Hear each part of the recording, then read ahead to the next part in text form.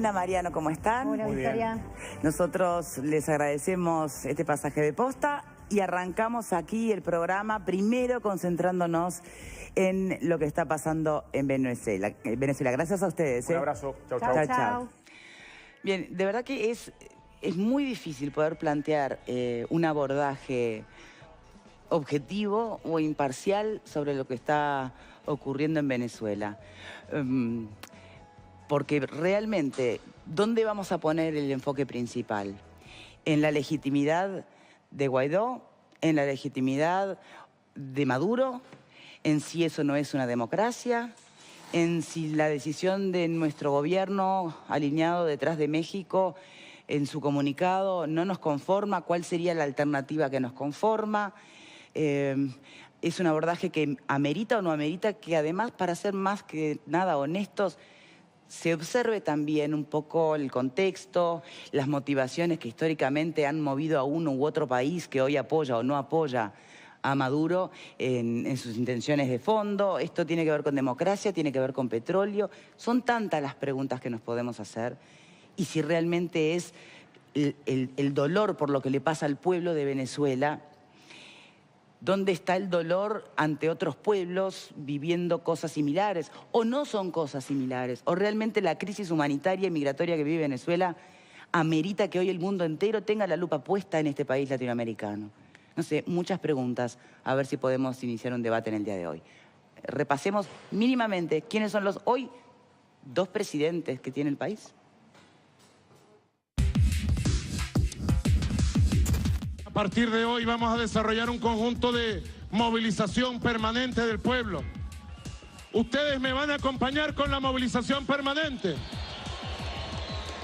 Bueno, pendiente de los anuncios de Diosdado, para que el pueblo esté con una mano trabajando, con una mano estudiando y con la otra mano en la calle, marchando, luchando, defendiendo la paz.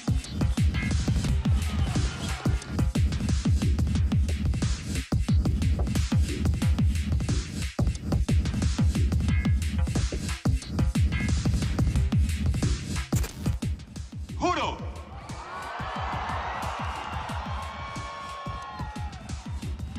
asumir formalmente las competencias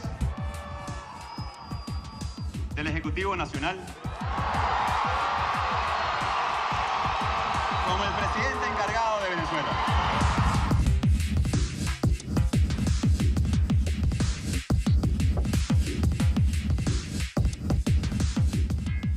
Nuestro invitado hoy para poder sumarse a este análisis o debate es el senador del Partido Nacional, Javier García. Gracias por estar aquí.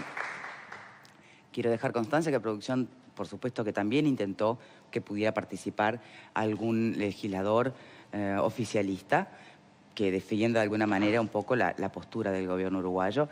No tuvimos suerte, ¿ah? Y lo quiero decir para evitar suspicacias. Bienvenido, senador. Muchas gracias, Victoria. Muchas gracias a ustedes y feliz año. Primera vez que nos encontramos en este 2019. Bien, igualmente. Usted escuchó la presentación, digamos, del tema y todas las preguntas que dejó sobre la mesa, ¿no? ¿Por dónde le gustaría empezar a responder? ¿De qué lado hay que estar? Que fue lo que usted bosquejó. Hay 2 lados. Para nosotros es legítimo uno solo. Y para la enorme mayoría de la comunidad internacional. O se está del lado de la democracia, de la libertad, del respeto a los derechos humanos, de la libertad de expresión, de funcionamiento libre de los partidos, de que no haya ni periodistas presos, ni líderes opositores presos, ni estudiantes asesinados en las calles, habiendo medios libres. ¿Se está del lado de la libertad o se está del lado de la dictadura? Se está al lado del crimen y de la corrupción. No hay más. Y en esto no hay medias tintas. Por eso que, vuelvo a reiterar, en nuestro barrio, en América, el 80 o 90% de los países están del lado de la democracia y de la libertad. Bolivia y Uruguay apenas con Maduro. Y entonces no hay 2 opciones. Y sobre todo, era un país al cual le debemos tanto. Que eso es lo que a mí más me indigna.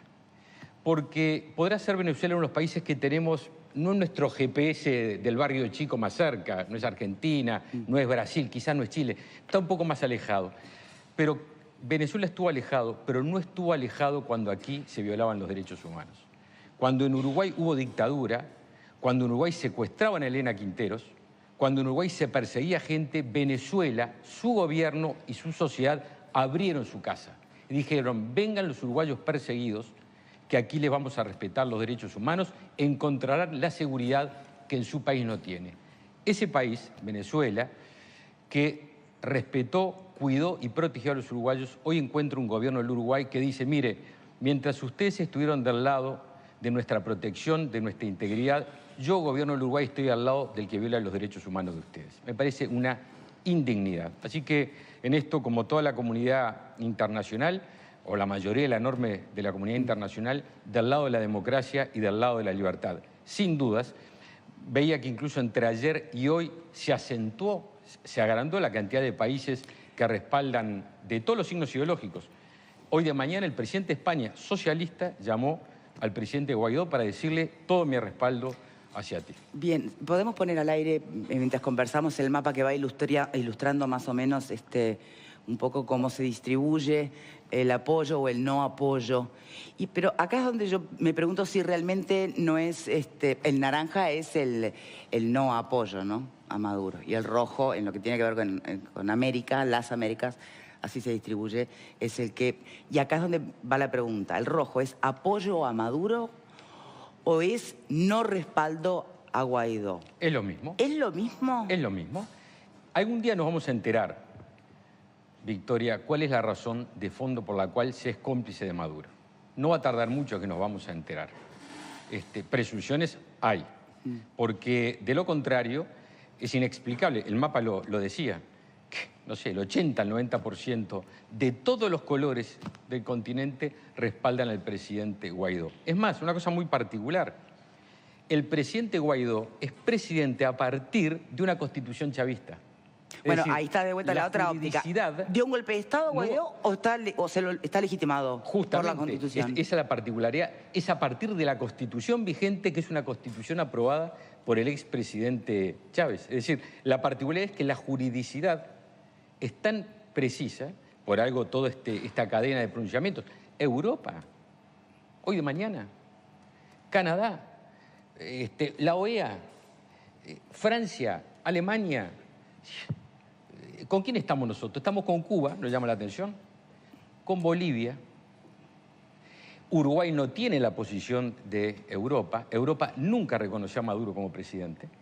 Es un error que se está No repitiendo. reconoce a Guaidó, pero nunca reconoció a Maduro, reconoció a Maduro, ¿es verdad? porque al igual que todos aquellos que entendemos la democracia como se entiende, elecciones libres y donde se respetan las garantías, Europa dijo Maduro no es un presidente legítimo, nunca fue electo legítimamente. No se puede ser electo legítimamente con líderes y candidatos opositores presos. Entonces, por eso digo, la disyuntiva puede significar dar para debates, pero no de que se lo está de la democracia, de la libertad de proteger los derechos humanos, de aquellos que nos protegieron cuando aquí se violaban los derechos humanos, o al lado de los criminales y de la corrupción. Porque si hay un régimen corrupto en América Latina, se llevó el Oscar al más corrupto de todos, ¿no? Y cuando se plantea que el hecho de respaldar a Guaidó o considerar y condenar a Maduro como un dictador, implicaría estar de acuerdo con intervención militar para sacarlo del puesto. ¿Es así? ¿Es tan reduccionista como eso? Eso es una tontería atómica. Lo que hay que aplicar es la Constitución de Venezuela, que es la que rige y a partir de la cual el presidente Guaidó proclama ante la usurpación del poder del dictador, con el apoyo, bueno, todos vimos las imágenes ayer. Hoy decía alguien en las redes, ustedes que son jóvenes que siguen las redes, a mí no me cuenta. Casi igual a aquel Río de la Libertad. Sí. Casi igual que aquel Río de la Libertad.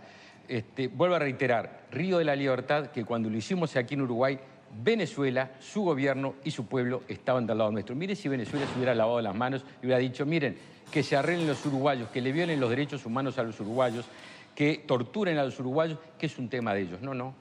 El respeto a los derechos humanos hay que defenderlo siempre. Bien, vieron que hay muchas aristas para empezar esto, a dar opiniones. Arriba, adelante, Ale. Bueno, varias cosas, ¿no? A ver, justamente con con nuestro querido invitado tenemos en común, él creo que un poquitín más grande, ¿no? Yo soy 65, vos. De altura será. Quiero decir, nos unen muchas cosas. 55. ¿Eh? 55. Me llevas 10, mirá vos. Sí. 55. ¿Vos de edad? Sí, claro. Ah, bueno, yo 53, estamos a la misma edad, eso me refería. 55. Nosotros somos esa parte, esa generación que nacimos a la vida pública luchando precisamente frente al autoritarismo, ¿verdad? De hecho, esas son las cosas que en las calles toda una generación lo sentimos, los que vivimos aquello que era como un hilo casi invisible por ilegal, pero muy fuerte por persistente, que nos unía a todos, ¿verdad? La lucha contra la tiranía. Con todo cariño y con todo respeto, me parece que es un poco exagerado, quizás en el fruto del marco de la campaña electoral, para lo cual tenés derecho, yo como no estoy en esa lógica, sugerir que proponer, como lo hace Guterres, el secretario general de Naciones Unidas, como lo hace la Unión Europea, como creo yo, proponer la salida al autoritarismo a través de la negociación es ponerse del lado de los torturadores. Porque además, nosotros los orientales ya vivimos. ¿A quién se lo digo? Nada menos. A quien aceptó ir a la elección con su candidato preso y proscripto. Porque era la forma de recuperar la democracia. Porque había negociación. Negociamos contra los dictadores. Negociamos con los autoritarios. Negociamos porque esa era la salida. Porque ¿cuál era el objetivo? Como dice la Unión, como dice las Naciones Unidas, evitar un desastre peor. Evitar la sangre y la muerte aún más grande de la que ya existe, cuya máxima responsabilidad, a mí no me tiembla porque nunca me tembló, está en manos del autoritario gobierno del señor Maduro. Bueno, yo hay dos cosas que no voy a permitir. Por eso, a ver, ¿qué no voy a permitirlo. Primero, Alejandro, con el mayor cariño y todo el respeto que devuelvo, en afecto, presumir que una posición que defiende los derechos humanos tenía de campaña electoral, porque tú no sos neutral, tú sos votante del Frente Amplio y defendés a este gobierno. Por eso tú estás igual que el Frente Amplio, que el gobierno Frente Amplio, defendiendo lo indefendible. No hay otra posibilidad. Tú no sos neutral. Defendés la violación de los derechos humanos, defendés un gobierno corrupto. Tú yo te escuché, porque es lo que estás defendiendo. Pero ¿cómo se dice que yo defiendo la violación de los derechos humanos? Yo escuché atentamente y ahora me corresponde a mí. Así como tú presumís, yo tengo el derecho a presumir. Tú defendés un gobierno como el de Maduro, que viola los derechos humanos, que asesina a estudiantes en la calle, que mete periodistas presos, que pone a líderes opositores. Leopoldo López, aún preso. Te lo digo de verdad, no me lo digas, porque yo soy el primer opositor en eso. No se te nota. Y lo segundo... Porque digo que hay que salir con diálogo. Y lo segundo, lo único que falta, tú, que a pesar de ser 2 años menor que yo, sos de mi misma generación política, que todavía no, mira, a los blancos le meten a Wilson preso y se tienen que quedar en la casa. Pero es un atrevimiento lo que acabas de decir. Así que yo no voy a permitir ninguna de las dos cosas. Me parece bien que... ¿Es comparable la negociación que salimos negociando? A mí me parece bien que Alejandro, como Frente Amplista, se banque tener que defender a Maduro y la violación de los derechos humanos, pero que no presuma intenciones que no las... Para, Victoria, para. Vamos a terminar en buenos términos acá, pero pisaste la baldosa floja de la falta de ética al adjudicarme a mi intención política. Ser parte de un partido político no es falta de ética. Yo no soy parte de ningún partido político.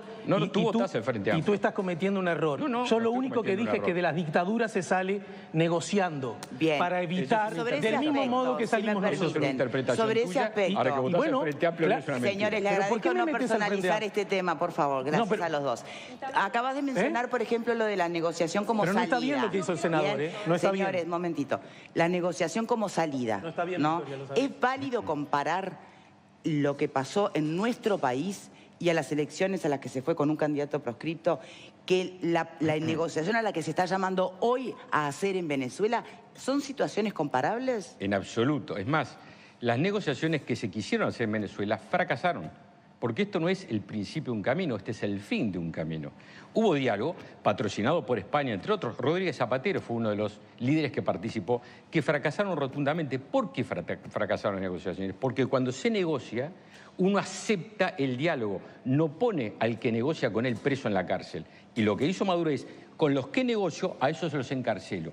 Con los que negocio, a esos les cierro los diarios. Con los que negocio, periodistas que me critican, van presos o les cierro los medios. La negociación implica diálogo, no implica una situación que aquel que habla conmigo lo meto preso. Situaciones que fracasaron porque, entre otras cosas, Maduro, bueno, una persona que habla con los pajaritos y que fue al futuro y volvió, Es difícil, ¿no? Bien, Eleonora. No quiero que mezclemos las cosas y quiero aclarar de antemano porque no quiero estar en la situación, en la terrible y lamentable situación que le acaba de tocar al compañero cuando no dijo que respalda determinadas cosas y el senador dijo que las respalda, sí, de aclarar que no solamente no respaldo el gobierno de Venezuela y el gobierno de Maduro, que no acompaño ni defiendo de ninguna manera la violación de derechos humanos que allí acontece.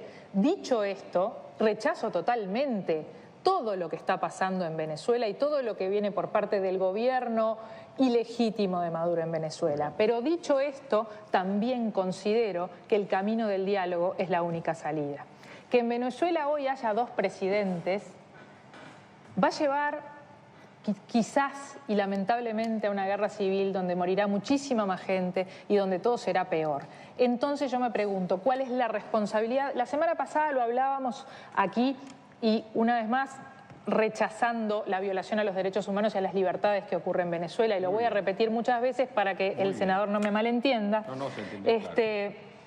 Aún rechazando eso, ¿cuáles eran las opciones? Vos hoy preguntabas al comienzo del programa con qué nos quedaríamos conformes. Si no nos conforma una cosa, ¿qué nos conformaría? No nos podemos quedar conformes con nada, porque no nos podemos quedar conformes con el gobierno ilegítimo que está hoy en Venezuela, pero tampoco podemos quedarnos conformes con que otros países digan, fulano es el presidente y hoy haya dos presidentes, uno que reconocen los países de afuera y otro que se autoproclama y reconocen, qué sé yo, sus Fuerzas Armadas, vaya a saber quién. ¿Por qué? Porque lo que va a pasar ahí adentro va a ser terrible.